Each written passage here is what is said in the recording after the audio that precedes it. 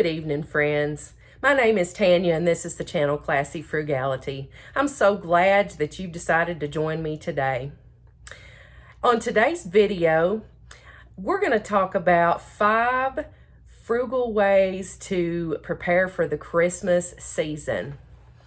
It's not exactly buying gifts. It's not cooking big meals. It's nothing like that. It's just simple ways that you can enjoy the season at very little cost to you. Ways to help you relax. Ways to help you just truly enjoy the season that we're in instead of worrying about the hustle and bustle, worrying about the money that's being spent, where you have to go, your schedule, all these things. These are things just meant to give you a little bit of fun and take away some of your worries and stress of the season. All right, so we're in the first week of December, and it is cold, cold, cold here in southern Kentucky. As a matter of fact, we've already seen one snowfall already this year, this week rather, and that was quite a surprise. We're honestly not used to seeing snow in December. Usually don't see it till, I don't know, usually around February. Anyway, we're not used to a white Christmas, but we may very well get a white Christmas. Anyway, without further ado, let's go ahead and get started. So what are 5 ways that you can enjoy and get ready for the Christmas season in a frugal manner? All right. Number 1, how about we take a walk outside? It was just such beautiful, clean, crisp smelling air today when I was outside while I was at work. Yes, it was cold. Yes, the wind was blowing, but it just felt so nice, and it was so, like I said, just clean and crisp. It was just wonderful. And I thought, man, we have some nice evergreen trees where I work. And I thought, man, if I was allowed to, I would take some clippings off these and I would tie these together, because that's what I did last year. Not from there, but from other trees. I made some garlands to go on the outside of my home, on the windows and around the door. And they were just so beautiful. And they lasted for probably 2 months. They stayed green for 2 months. So if you have an opportunity, take a walk outside, breathe in the fresh air, take in the surroundings and the evergreen trees. And if you're able, snip you a little bit of that and bring it back inside. Even if it's just a few sprigs and you can put it in a vase, that smell is just wonderful. And the colors are just beautiful. All right. Number 2, pull out a soup recipe, because what better way to warm up after a walk outside is with a hot bowl of soup, some crackers, and a cold glass of milk. If you're not exactly the cooking type, that's okay too, because to me, honestly, there's nothing better than a can of tomato soup and a grilled cheese. I've never actually been able to make tomato soup as good as what I feel comes in a can, oddly enough. And it's inexpensive. Go get you a can of great value tomato soup, fry you up a grilled cheese, delicious. Frugal, low cost. All right, number 3.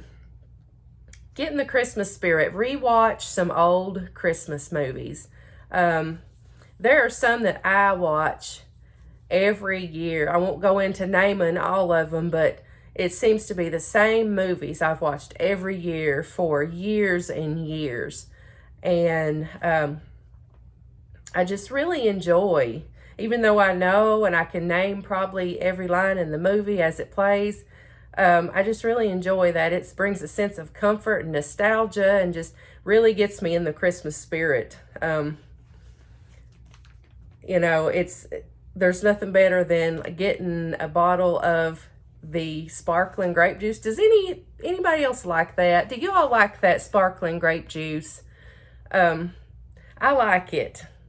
I don't know if somebody must like it. They sell a lot of it in the stores. You see bottles and bottles, but I don't know if people are just buying that because the bottles look pretty, or they're putting it in gift baskets, or if people are actually drinking it. But I like to buy it and I like to drink it.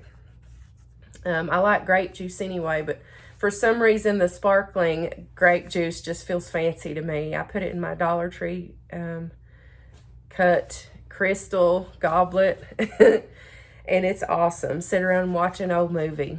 Turn the lights down. All right, number 4, make you some fudge. Now, I actually did a video on a 2-ingredient peanut butter fudge that you can very inexpensively and easily make. And best of all, you don't even have to turn your stove on. You can use the microwave. I'll link that video. But it seems like, Christmas time, that's just the time for fudge. So if you do nothing else this year, make time to make some fudge. All right. Number 5, finally, all those Christmas mugs that everybody seems to have. And you probably get a lot of them for Christmas from people and you don't know what to do with them. Use a different one every day. Get those out during the month of December. Use them. Put your coffee or your cocoa or your hot apple cider in those mugs. Really take advantage of that. Make it something special, because I feel like a lot of times occasions are what you make of them. You can make anything special. You can make anything an occasion, if you just do things a certain way. You can make your own little tradition, Christmas mug of the day. It can almost be like a Christmas countdown, even if you have that many mugs. But get those out and enjoy them.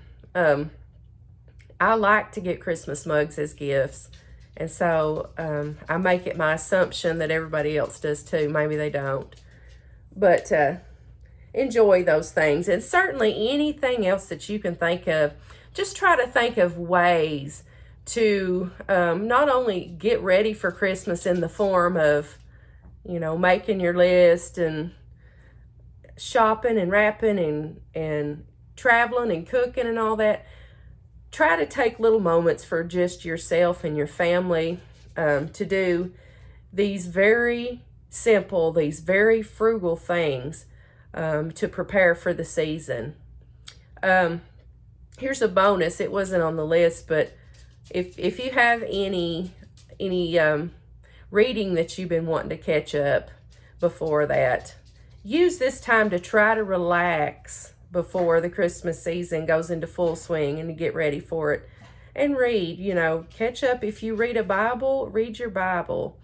But those are all the tips that I have right off the top of my head right now. And I want to thank my sister, Tammy, for helping to give me the idea for this video. She's a faithful viewer and I appreciate it very much. I appreciate all the viewers, family and friends, and all you out there that I don't know. I love and appreciate every one of you.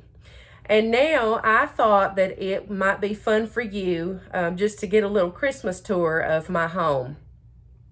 It's nothing fancy. I don't think I have anything that actually matches. I have new stuff. I have old stuff.